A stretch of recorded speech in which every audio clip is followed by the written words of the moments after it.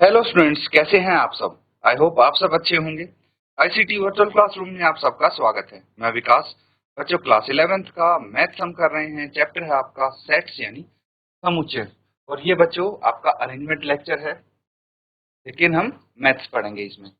बच्चों यहाँ पे देखिए, सेट्स के हम बहुत सारे question, different different questions practice करने वाले हैं। हमारा चैप्टर यहाँ पे कंप्लीट हो चुका है, तो सीधा क्वेश्चंस करते हैं यहाँ पे। देखिए, अब ये कुछ क्वेश्चंस हैं, ठीक है। हमने सीखा था कि व्हाट आर सेट्स, सेट्स क्या होते हैं, है ना। तो बस वही चीज आपको पता लगानी है कि जो ये गिवन है ना, 6th 7th 8th, इनमें से कौन सा सेट है और कौन सा सेट नहीं है। जल्दी से आप आंसर बताएंगे।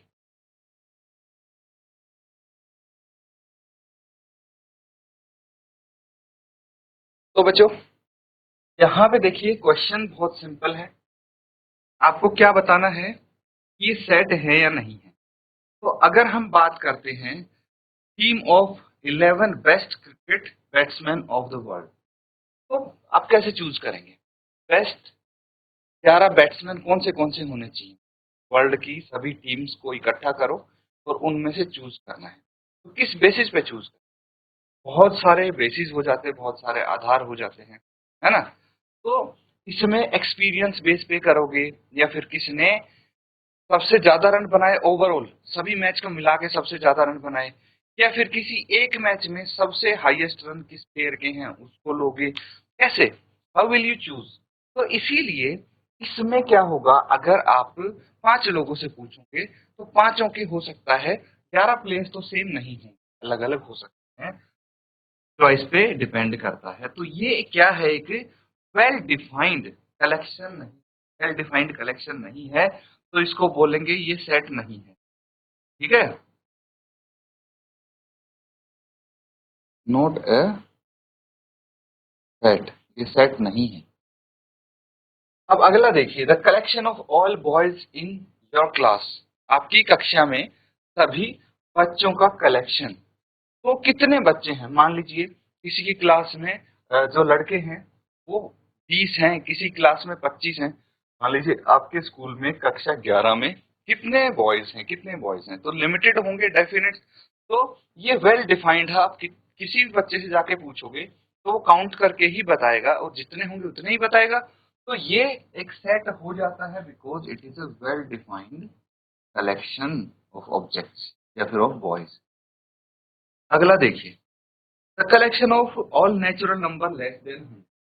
तो सबका आंसर इसमें सेम होगा कि 100 से कम सभी नेचुरल नंबर क्या होंगे, 1 से लेके 99 तक लिखेंगे, और सब ऐसा ही आंसर लिखेंगे। तो बिल्कुल ये भी एक सेट है। ठीक है, तो जिसको हम बता पाए, सबका आंसर सेम हो, तो एक वेल डिफाइंड, ठीक है, वेल डिफाइंड कलेक्शन हो, उसको हम सेट्स बोलेंगे। ठीक है, उसको सेट बोल सकते हैं। अब देखिए, यहाँ पे एक क्वेश्चन आपको दिया गया है। क्या दिया है, तो इसमें आपको फाइंड आउट करना है। क्या फाइंड आउट करना है, ये सिंबल तो याद होगा बच्चों आपको। क्या है, belongs to and does not belong to. तो कोई एलिमेंट इस सेट को बिलोंग करता है या नहीं करता, ये आपको चेक करना है। फॉर एग्जाम्पल, सबसे पहला पार्ट है, क्या बोला गया है, 1, और बीच में आपको डॉट डॉट दिए हैं, फिर ए है, ए इस सेट का नाम है, ये रहा। तो पूछा गया है यहाँ पे, आपको बताना है कि 1 सेट ए को बिलोंग करता है या नहीं करता। अगर तो बिलोंग करता है तो ये आएगा, और डज नॉट बिलोंग में ये आएगा। तो क्या 1 इसका एलिमेंट है, बिल्कुल ये रहा, देखिए 1। तो ये बिलोंग करता है, तो हम लगा देंगे ये वाला सिंबल। ठीक है, उसके बाद 6 ए को बिलोंग करता है या नहीं, तो इसमें फाइंड आउट करो, ढूंढो। 6 है इसमें प्रेजेंट, नहीं है, तो इसीलिए हम यहाँ पे बोल सकते हैं कि this does not belong to A, है ए का एक एलिमेंट नहीं है। क्या नो, सेट ए का एलिमेंट है, ये रहा नो, तो ये बिलोंग करता है, सेट ए को लिख लेंगे। 14 does not belongs to A, cut कर देंगे इसको। समझ में आ रहा है, इस तरह से हम ये क्वेश्चन कर सकते हैं। अगला देखिए, write the set in the roster form. तो रोस्टर फॉर्म में इस सेट को लिखना है। कैसे लिखेंगे? ये कैसे है? सेट बिल्डर फॉर्म में है। तो रोस्टर फॉर्म में लिखना है। 10th क्वेश्चन हम कर रहे हैं, ध्यान से देखेंगे। सेट ए है हमारे पास। जब भी हम रोस्टर फॉर्म में लिखते हैं तो उसके सभी एलिमेंट्स हमें लिखने पड़ते हैं। और एलिमेंट्स अगर लिखेंगे, क्या बोला गया? X such that X belongs to Z. मतलब क्या हुआ कि एक्स सभी क्या बोलते हैं, इंटीजर को बिलोंग करता है। तो एक्स एक इंटीजर हो सकता है। अब इंटीजर तो बहुत सारे हैं हमारे पास, पॉजिटिव इंटीजर्स, नेगेटिव इंटीजर्स, तो इनफाइनाइट इंटीजर्स। तो अब इसमें एक चीज आपको दे दी गई है कि जो एक्स स्क्वायर है, अगर हम एक्स का स्क्वायर करेंगे तो वो 20 से कम आना चाहिए। 20 से कम आना चाहिए का क्या मतलब हुआ बच्चों?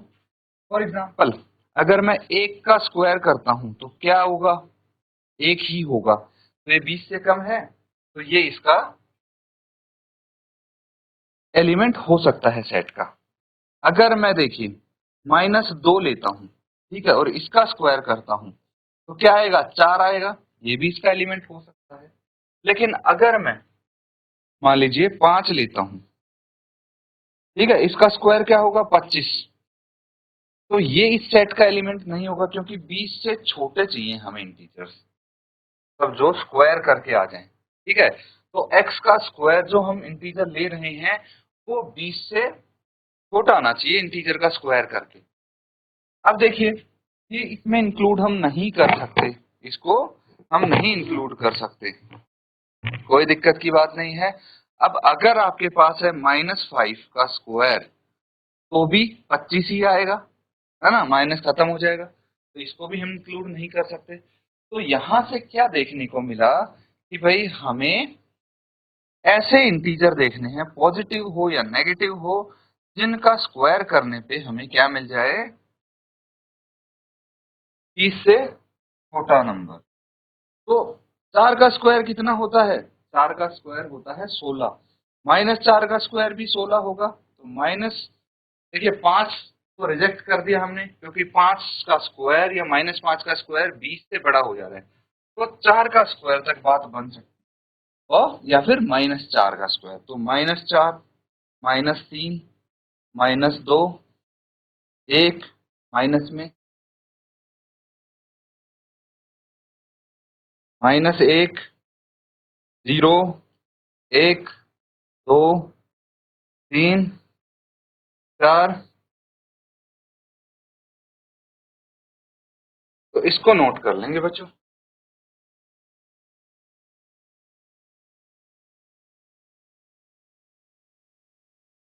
तो ठीक है बच्चों, आगे करते हैं। सबने नोट कर लिया नहीं? अगले क्वेश्चन देखते हैं।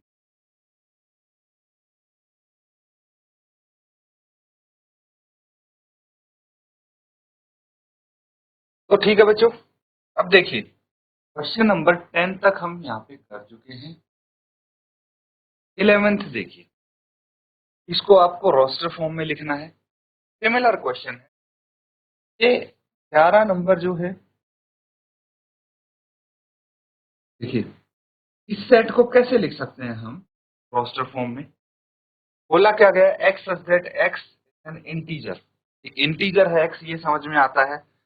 फिर एक्स 3 के बराबर है ना, -3 होगा एक तो, या फिर -3 से बड़ा है, तो -2 हो जाएगा इससे बड़ा, -1, 0, 1, 2, 3, 4, 5 है।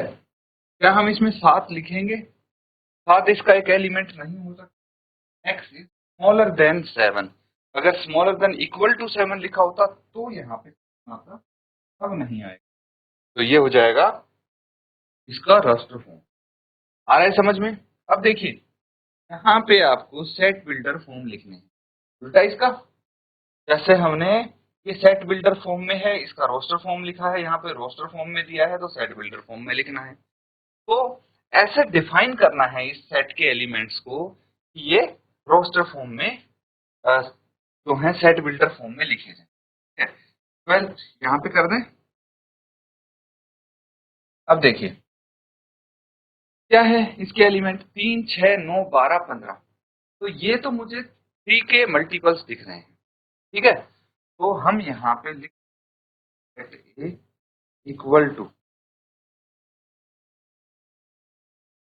x such that x is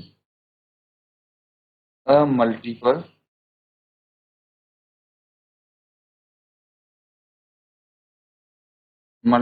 of 3 less than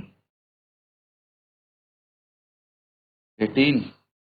18 से कम है लेकिन 3 के मल्टीपल हैं ये, ठीक है। नोट कर लेंगे इसको। तो हमारा 11th और 12th क्वेश्चन कंप्लीट हो गया है। 13th बचा है, वो भी कर लेंगे अभी।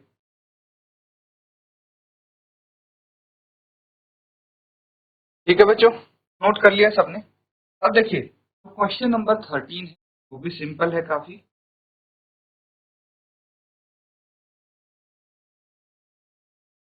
समझेंगे यहाँ पे 13 में क्या बोला गया है, राइट सेट ए, ये इसके एलिमेंट है। तो क्या इस टाइप के एलिमेंट्स लग रहे हैं, बता सकता है कोई?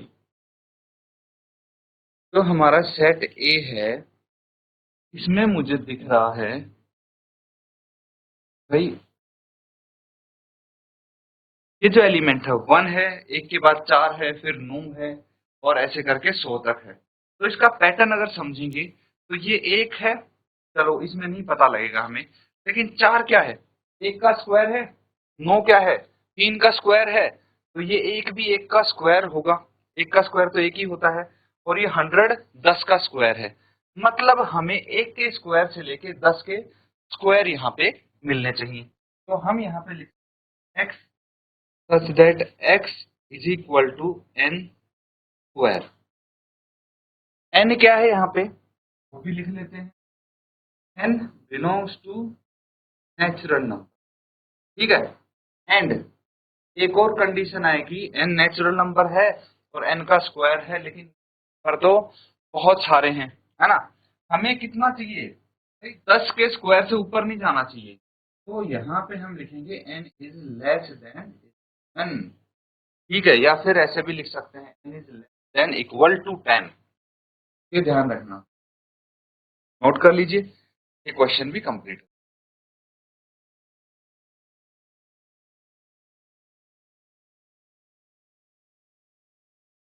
तो बच्चों यहाँ पे जो हमने क्वेश्चंस किए हैं, उम्मीद करता हूँ अच्छे से आप समझ पा रहे होंगे और नोट कर रहे होंगे। इसी के साथ आज का सेशन यहाँ पे एंड करेंगे। Thank you and have a nice day.